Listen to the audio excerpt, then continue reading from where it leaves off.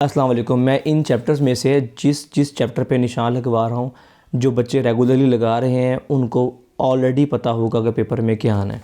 Unit number 4 के निशान मैं लगवा चुका हूँ। 4 का पेयर स्कीम के लिहाज से 7 के साथ है, तो आज मैं 7 के निशान लगवाऊँगा, ठीक है। और इसमें एक बात और ध्यान सुन लें, यूनिट नंबर 4 और यूनिट नंबर 7 इन दोनों से तीन शॉर्ट क्वेश्चन आने हैं। यानी कि अगर आप लोगों ने यूनिट नंबर 4 और 7 कंप्लीट तैयार कर लिया, शॉर्ट भी तैयार कर लिया, लॉन्ग भी तैयार कर लिए, तो 100% एक तो आपका शॉर्ट क्वेश्चन वाला पूरा पार्ट सॉल्व हो जाएगा और एक लॉन्ग क्वेश्चन वाला भी पूरा पार्ट सॉल्व हो जाएगा। मैं चैप्टर नंबर 4 के शॉर्ट भी आपको करवा चुका हूँ, न्यूमेरिकल भी बता चुका हूँ, लॉन्ग भी बता चुका हूँ। आज यूनिट नंबर 7 के मैं शॉर्ट भी करवाऊँगा, न्यूमेरिकल भी करवाऊँगा और साथ में आपको इंपॉर्टेंट लॉन्ग क्वेश्चन भी बताऊँगा। तो अभी स्टार्ट करते हैं यूनिट नंबर 7 को। मैं केमिस्ट्री की पूरी बुक अपलोड कर चुका हूँ। अगर आप चैनल पर जाएंगे यूट्यूब पर द गाइड पोर्टल पर, तो आपको ये सारी वीडियोस मिल जाएंगी जहाँ पर मैंने आपको केमिस्ट्री के निशान लगवा दिए। पेपर सारा इसी में से आएगा। मैं आपको ना सिर्फ 2013 से लेकर 2024 तक के तमाम सवालों के निशान लगवाता हूँ, बल्कि न्यू पॉलिसी 2025 के मुताबिक भी जो नए सवालात बोर्ड में आ रहे हैं और किन अल्फाज में आएंगे और क्या क्या उनके आंसर्स होंगे, वो सब कुछ भी मैं इन वीडियोस में आपको गाइड करता हूँ। तो जो लोग फॉलो कर रहे हैं उन लोगों का पेपर डेफिनेटली अच्छा होने वाला है और उनके नंबर बाकियों से ज़्यादा आएंगे। यूनिट नंबर 7 में अगर हम स्टार्ट करते हैं, सबसे पहले जो पहला पेज है 145, इस पर हमें मिलेगा काइनेटिक मॉलिक्यूलर मॉडल। जो उर्दू मीडियम वाले बच्चे हैं उनको भी मैं बताता रहूँगा, वो इन पिक्चर्स का ध्यान रखकर वो इजीली पेज पता कर सकते हैं कौन से वाला, और मैं कोशिश करूँगा कि सवालात को उर्दू में भी बताता रहूँ। Kinetic molecular model long question में आता है और क्वेश्चन में लिखा होता है, बताएं काइनेटिक मॉलिक्यूलर मॉडल हमें स्टेट्स ऑफ मैटर को जानने में कैसे हेल्प करता है, यानी कि मादा की हालत जानने में। तो अगर अब ये शॉर्ट क्वेश्चन में आएगा तो आप ये 3 पॉइंट लिखेंगे, और अगर ये लॉन्ग क्वेश्चन में आएगा तो फिर आप लोगों ने ये यहाँ से लेकर यहाँ तक प्लाज्मा तक मुकम्मल लिखना है। ठीक हो गया। अच्छा, उसके अलावा एक क्वेश्चन आता है कि हमें काइनेटिक मॉलिक्यूलर मॉडल क्या बताता है, तो आपने बताना है कि वो हमें मैटर की स्टेट्स के बारे में बताता है। उसके बाद टॉप पर अगर हम देखेंगे हमें मैटर्स की 3 स्टेट्स के नाम मिल जाएंगे, वो यहाँ से भी कर सकते हैं, अदरवाइज़ यहाँ पर भी नाम दिए हुए सॉलिड, लिक्विड, यहाँ पर गैस है, फिर प्लाज्मा है। और ये भी याद रखें कि यहाँ लिखा हुआ है कि मैटर जो है उसकी डेफिनेशन लिखी हुई है, ठीक है। वो डेफिनेशन आपको केमिस्ट्री में मिल जाएगी, यूनिट नंबर 1 में, वहाँ से भी कर सकते हैं। ओके, उसके बाद हमारे पास और किस तरह क्वेश्चन आते हैं, आता है सॉलिड की 4 प्रॉपर्टीज़ लिखें, लिक्विड की 4 प्रॉपर्टीज़ लिखें, या फिर गैस की 4 प्रॉपर्टीज़ लिखें। 4 प्रॉपर्टीज़ मैं आपको एग्जांपल के तौर पर बता देता हूँ ताकि आपको आसानी हो जाए। आपने इसको पूरे को पढ़ लेना है, वैसे आप खुद भी कर सकते हैं और केमिस्ट्री के यूनिट नंबर 5 से भी आप कर सकते हैं। मैं आपको एक ही बता देता हूँ ताकि आपको आइडिया हो जाए कैसे लिखना है। मैं उर्दू में बता देता हूँ थोड़ा सा आपको। आप लिखेंगे कि सॉलिड का डेफिनेट शेप होती है, ठीक है। सॉलिड का डेफिनेट वॉल्यूम होता है, सॉलिड के अट्रैक्टिव फोर्सेस बहुत स्ट्रॉन्ग होती है, और सॉलिड के पार्टिकल्स में मोशन जो होता है वाइब्रेटरी होता है। तो ये आसान सी 4 प्रॉपर्टीज़, इन्हीं अल्फाज को इस्तेमाल करके आप लिक्विड की और गैस की बना सकते हैं। प्लाज्मा के बारे में तो सवाल आता है कि प्लाज्मा क्या होता है, वो करेंगे। एक क्वेश्चन आता है कि प्लाज्मा का इलेक्ट्रिक करंट के साथ क्या ताल्लुक है, उसका आंसर ये लिखा हुआ है, ठीक है। इसके बाद आप लोगों ने डेंसिटी पर आ जाना है। डेंसिटी बहुत इंपॉर्टेंट शॉर्ट क्वेश्चन है। डेफिनेशन करेंगे, ये फार्मूला करेंगे और ये वाला आप यूनिट करेंगे। ये जो लाइन दी हुई है ना, इसमें जो इम्पॉर्टेंट चीज़ें हैं बता देता हूँ जिनके बारे में आता है। मोस्टली ऑब्जेक्टिव में आता है, शॉर्ट में भी आ सकता है। एयर का, आइस का, वाटर का, ग्लास का, aluminium, iron, copper, mercury, gold, platinum, इनकी आपको डेंसिटी पता होनी चाहिए। डेंसिटी के बारे में बच्चे कहते हैं कि डेंसिटी कैसे याद करेंगे, तो आसान तरीका ये होता है कि आप सिर्फ इतना याद कर पाएँ कि जब आपके सामने बोर्ड में 4 ऑप्शन दिए जाएँ तो आप पहचान कर पाएँ कि फ़लाँ एलिमेंट की कितनी होगी। ये नहीं कह रहा कि आपको एकदम से नाम सुनते ही सारा फिगर याद आ जाना चाहिए, ठीक है। अच्छा, उसके बाद हमारे पास ये वाला पार्ट आता है। इस वाले पार्ट के अंदर एक हमारे पास क्वेश्चन आता है, एक न्यूमेरिकल टाइप शॉर्ट क्वेश्चन होता है कि वॉल्यूम अगर 200 सेंटीमीटर क्यूब हो, मास 500 ग्राम हो, तो डेंसिटी क्या होगी, ठीक है। तो डेंसिटी का आप ये फार्मूला लगाएंगे, ऊपर लिखेंगे मास, नीचे लिखेंगे वॉल्यूम, डिवाइड करेंगे तो आंसर आ जाएगा। ये वाला क्वेश्चन बार बार बोर्ड के अंदर आता है और बहुत बार बोर्ड के अंदर आता है। और वो क्वेश्चन हमारे पास क्या है, क्वेश्चन आता है कि वाटर की डेंसिटी जो है वो 1000 किलोग्राम पर मीटर क्यूब है, ये प्रूव करें, ये आता है। या फिर वो कहता है कि 5 लीटर पानी की जो डेंसिटी है वो कैलकुलेट करके बताएं, ये आपने कर लेना है। फार्मूला देख लेंगे, इसमें से कोई भी चीज़ आ सकती है। मोस्टली बोर्ड में पहली वाली लाइन आती है कि 1 मीटर क्यूब के अंदर कितने लीटर होते हैं, तो आप बता देंगे कि इसमें 1000 लीटर होता है। यहाँ से आप रीडिंग कर लेंगे, कुछ ख़ास इंपॉर्टेंट नहीं है इसके अंदर। और प्रेशर के लिए आपको सब कुछ पढ़ने की ज़रूरत नहीं है, बस आप एक डेफिनेशन करेंगे, फार्मूला करेंगे और यहाँ से यूनिट करेंगे। और यूनिट की डेफिनेशन के तौर पे एक मरतबा इस लाइन को भी पढ़ लेंगे। एटमॉस्फेरिक प्रेशर की डेफिनेशन किताब के अंदर सही से नहीं दी हुई। अगर आप एटमॉस्फेरिक प्रेशर की डेफिनेशन करना चाहते हैं तो मैं रिकमेंड करूंगा कि आप इंटरनेट से करें, आप टीचर से पूछें, वो आपको लिखवा देगा। अगर वो भी आपसे कोऑपरेट ना करे तो आप कमेंट कर सकते हैं, मैं भी आपको बता दूंगा। उसके अलावा और यहाँ से कुछ और करने की ज़रूरत नहीं है। अगर कुछ इन्फॉर्मेशन इसमें काम की है तो वो सिर्फ ये है कि एटमॉस्फेयर हर तरफ से, तमाम इतराफ़ से बराबर पर लगता है, यानी इक्वल प्रेशर लगता है सभी साइड से। ये एक पॉइंट अंदर है जो आप पढ़ सकते हैं। आगे एक्सपेरिमेंट। एटमॉस्फेरिक प्रेशर अगर लॉन्ग क्वेश्चन आए तो आपको उसको डिफाइन करना होता है, डायग्राम थोड़ी बतानी होती है और एक्सपेरिमेंट करते हैं। ये वाला ये लॉन्ग में आपको आ सकता है। लेकिन अगर ये शॉर्ट क्वेश्चन में आया तो लिखा हुआ आता है कि साबित करें कि एटमॉस्फेयर प्रेशर लगाता है, तो उसके लिए आपको ये तजर्बा लिखना होगा। इसको अपने अल्फाज में आप शॉर्ट फॉर्म में लिख सकते हैं, ज़रूरी नहीं है कि सारा लिखना है। अब इस वाले पेज में कौन कौन से क्वेश्चन आ सकते हैं। सबसे पहले ये कि जो एटमॉस्फेरिक प्रेशर है वो कितना है। पास्कल के अंदर 101300 है और न्यूटन मीटर पर स्क्वायर में भी यही वाला फार्मूला है, ठीक है। और अगर मरकरी स्केल में देखेंगे तो 760 टार आएगा। ये आप लोगों ने केमिस्ट्री यूनिट नंबर 5 में चीज़ें पढ़ी हुई हैं। यहाँ पर इस पूरे पेज के अंदर जो सबसे इंपॉर्टेंट क्वेश्चन है वो ये लास्ट पैराग्राफ में दिया होता है। वो दिया होता है कि हम मरकरी को क्यों यूज़ करते हैं बैरोमीटर के अंदर, हम मरकरी बैरोमीटर क्यों यूज़ करते हैं, हम यहाँ पे दूध को या पानी को इस्तेमाल क्यों नहीं करते। इसके बारे में एक्सरसाइज में भी क्वेश्चन मौजूद है, वहाँ से भी कर सकते हैं और ख़ुद से भी ये पैराग्राफ आप पढ़ सकते हैं। थोड़ा टेक्निकल है, ध्यान से पढ़ना होगा। इसकी बस रीडिंग कर लें। जो ये वेरिएशंस है ना, इन वेरिएशन के बारे में अगर आपको कुछ जानना है तो आप कमेंट कर देंगे, तो मैं आपको एक अलग से शॉर्ट वीडियो के अंदर 1-2 मिनट की या 1 मिनट की वीडियो के अंदर मैं आपको ये सारा समझा दूंगा कि इसमें लिखा क्या हुआ है। इसके मैं निशान इसलिए नहीं लगवा सकता क्योंकि ये सारा टॉपिक नहीं करने वाला होता, सिर्फ ये इस वाले पैराग्राफ में से चंद एक चीज़ें आपने करनी होती हैं। मैं आपको मिसाल दे देता हूँ। अगर एटमॉस्फेरिक प्रेशर अचानक कम हो जाए तो उसका मतलब होता है कि तूफ़ान आने वाला है, बारिश आने वाली है या इस तरह कुछ। तो ये चीज़ें जो है ना, ये शॉर्ट फॉर्म में आपको बताने वाली हैं। ये शॉर्ट में ऑब्जेक्टिव के अंदर आ जाता है, ज़्यादा इंपॉर्टेंट नहीं है, शॉर्ट के लिहाज से ऑब्जेक्टिव में आ जाता है। तो फिर भी अगर आप उसके बारे में जानना हो तो आप मुझसे पूछ सकते हैं। ये एक शॉर्ट क्वेश्चन है, ये काफ़ी ज़्यादा बोर्ड में आजकल आ रहा है न्यू पॉलिसी के मुताबिक।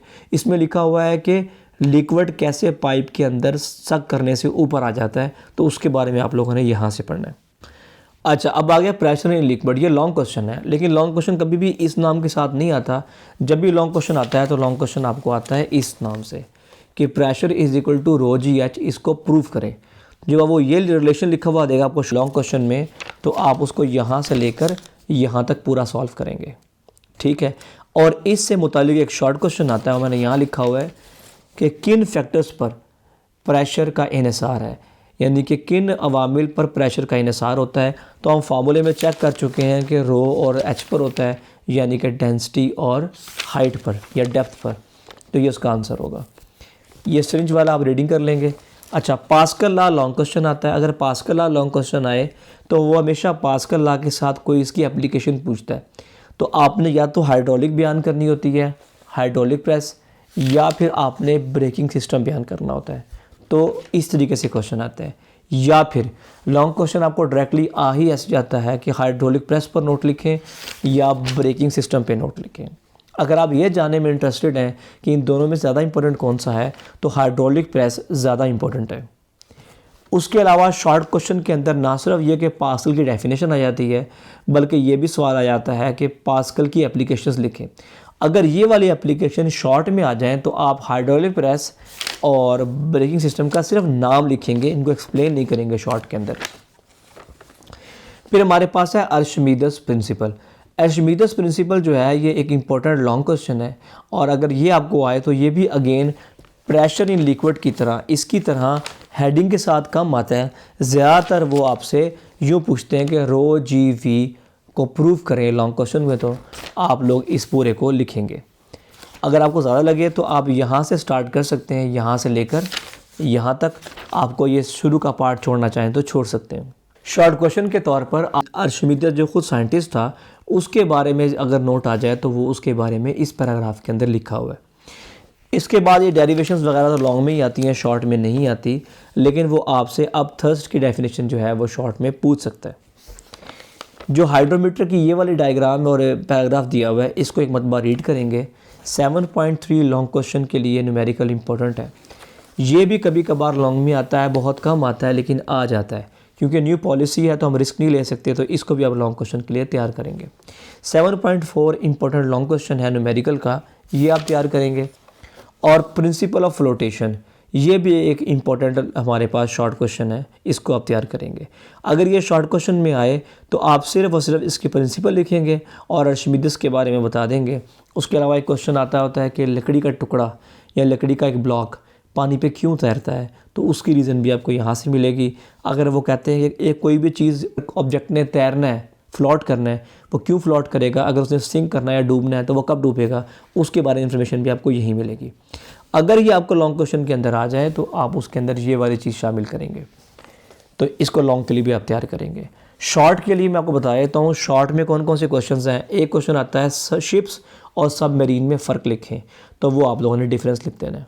या फिर क्वेश्चन आता है कि शिप्स और सबमरीन किस प्रिंसिपल पे काम करते हैं, तो आर्शिमिदस के इस प्रिंसिपल को आपने बयान कर देना है। इसके बाद फिर हमारे पास है बहुत इंपॉर्टेंट शॉर्ट क्वेश्चन की लिस्ट स्टार्ट हो जाती है। Back to back short questions आते हैं। सबसे पहले हमारे पास इलास्टिसिटी आता है, ये शॉर्ट क्वेश्चन करेंगे। स्ट्रेस की डेफिनेशन करेंगे, फार्मूला करेंगे, यूनिट करेंगे। स्ट्रेन की डेफिनेशन करेंगे, उसका फार्मूला करेंगे, उसका यूनिट करेंगे। टेंसाइल स्ट्रेन की डेफिनेशन करेंगे। अब बच्चे कहते हैं कि सर टेंसाइल स्ट्रेन की डेफिनेशन करके फार्मूला यूनिट तो हम कर लेंगे, लेकिन स्ट्रेन की डेफिनेशन तो दी हुई है, फार्मूला तो नहीं दिया हुआ। तो जब भी स्ट्रेन का क्वेश्चन आएगा तो आप स्ट्रेन के क्वेश्चन के अंदर डेफिनेशन के साथ टेंसाइल वाला फार्मूला और टेंसाइल वाला यूनिट ही लिखेंगे। आगे हमारे पास है हुक्स लॉ।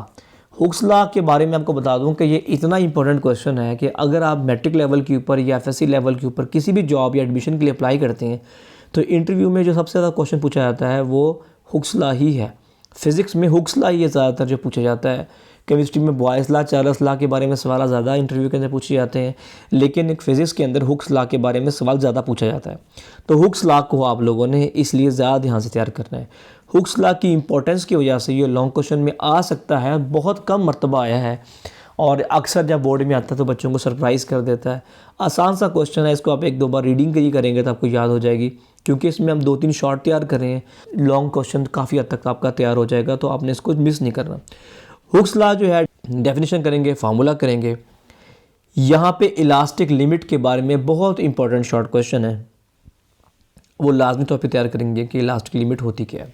टेंसाइल स्ट्रेन का या स्ट्रेन का यूनिट क्यों नहीं होता, उसकी रीज़न पूछते हैं तो आपको बता देना है कि वो दो सिमिलर क्वांटिटीज़ की रेशियो है, इसलिए इसका कोई भी यूनिट नहीं होता। क्योंकि अगर ऊपर भी मीटर होगा नीचे मीटर होगा दोनों कैंसिल हो जाएंगे तो यूनिट तो नहीं बचेगा, तो यूनिट नहीं होता।